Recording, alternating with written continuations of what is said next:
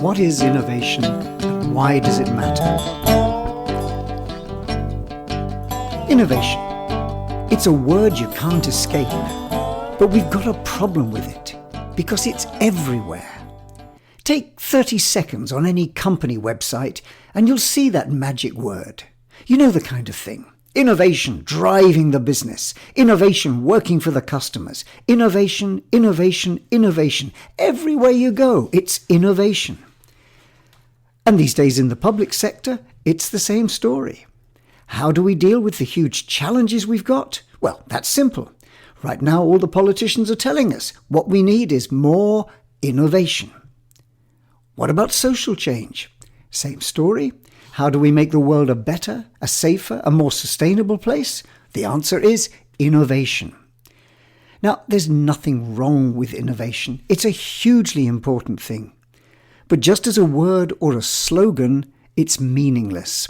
If we're serious about it, then we need to learn how to manage it. So, what is innovation? Well, a simple definition is that it's all about creating value from ideas. And that value could be commercial value, making a lot of money, or it could be social value, making the world a better place, or some combination of the two. Let's look at a few examples. One obvious one is the smartphone, which has been pretty impressive in terms of its impact on society, as well as making the fortunes of businesses like Apple, Samsung, and Huawei. But so too was something several hundred years before, the printing press. As revolutionary in its time as the smartphone in terms of changing the way we communicate with each other, and arguably triggering all sorts of political and social change as a result.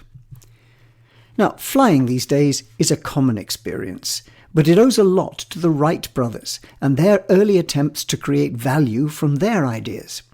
But not just their ideas.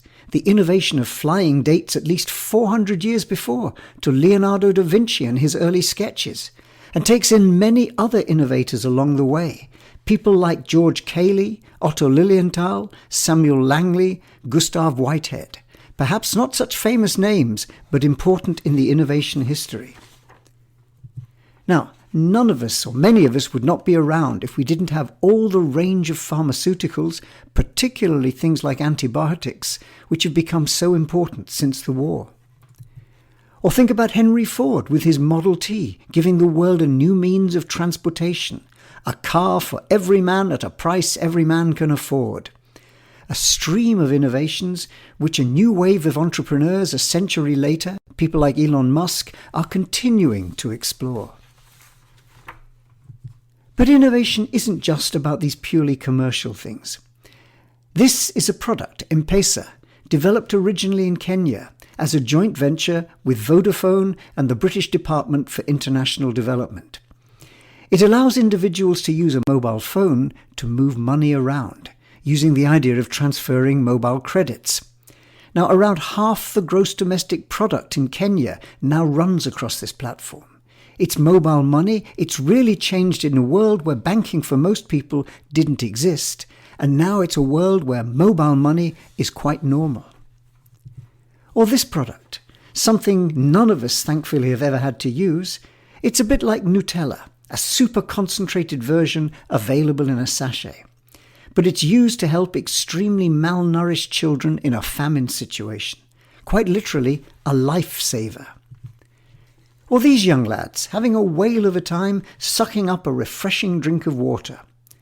The water they're actually bathing in is not clean, it's pretty dangerous, full of bacteria. But the Life Straw product that they're sucking it through allows them to get clean water. Water and sanitation are huge problems in the area of humanitarian aid, and another space in which we need innovations, this time to create social value. Now, innovation doesn't happen by accident. It's certainly not like the cartoons, where the light bulb bing flashes on above someone's head. That's not innovation. That's the idea which might create value. But in order for innovation to create value, a lot more has to happen. It's a journey. It's a voyage towards value creation. Now, the good news is that we do know quite a lot about it. We've been studying this for at least 100 years. All sorts of researchers have been digging away, trying to find out what makes a successful innovation. And many companies, from startups through to large established organizations, have found out, sometimes the hard way, what works and what doesn't.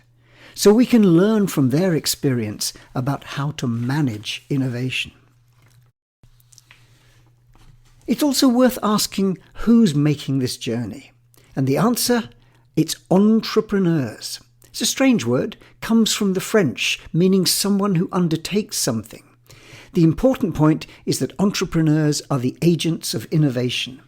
As the writer Peter Drucker put it, innovation is what entrepreneurs do.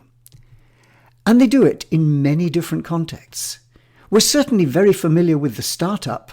It's all around us these days, and we've got plenty examples of such entrepreneurs. People like Jack Ma, Jeff Bezos, Elon Musk, Steve Jobs. But that's not the only way in which entrepreneurs work. They're also critical in growing organizations.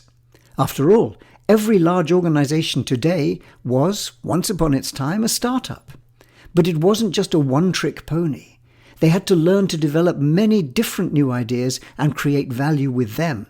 And to do that, they needed entrepreneurs. And social innovators, people who want to change the world. Again, they're change agents, agents of innovation, entrepreneurs. In fact, anyone and everyone who wants to make change happen is potentially an entrepreneur. Again, let's look at some examples. This gentleman is Amancio Ortega. And in 1974, he was out on his bicycle in the western part of Spain, pedaling around trying to organize the manufacture and sale of nightwear. Of course, he's better known these days as one of the richest men in the world, the founder of a huge organization, Inditex, one of whose many brands is the great clothing store Zara. Or here is William Procter and James Gamble. Mr. Procter was an English candle maker who decided to emigrate to the United States and set up a business there in Cincinnati. James Procter was an Irishman who'd originally apprenticed himself to a soap maker. But today, these two who decided to team up have grown a company into something much bigger than their startup. It's now one of the largest in the world, and it's pretty much impossible to go into a supermarket without seeing hundreds of their very wide range of products. Or some more examples. In 1994, Jeff Bezos had an interesting idea for online book selling. But of course, his startup has grown into one of the biggest companies in the world, one of the first to have a turnover of over $1 trillion. And on the other side of the world, Jack Ma in China in 1999 had an interesting idea. Again in the online world, this time something which led eventually to the creation of the huge and highly successful Alibaba platform. Another example, this time very much from the world of social innovation.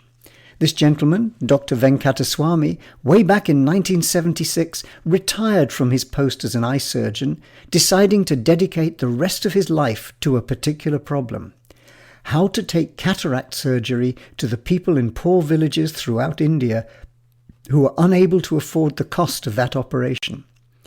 His response to the challenge, which was effectively to bring reliable, low-cost healthcare to people who couldn't otherwise afford it, was successful. And as a result, something like 12 million people today are able to see, who would otherwise have gone blind. So, let's summarize where we've been in this short film. Innovation is all about creating value from ideas. It's a journey, not a light bulb moment.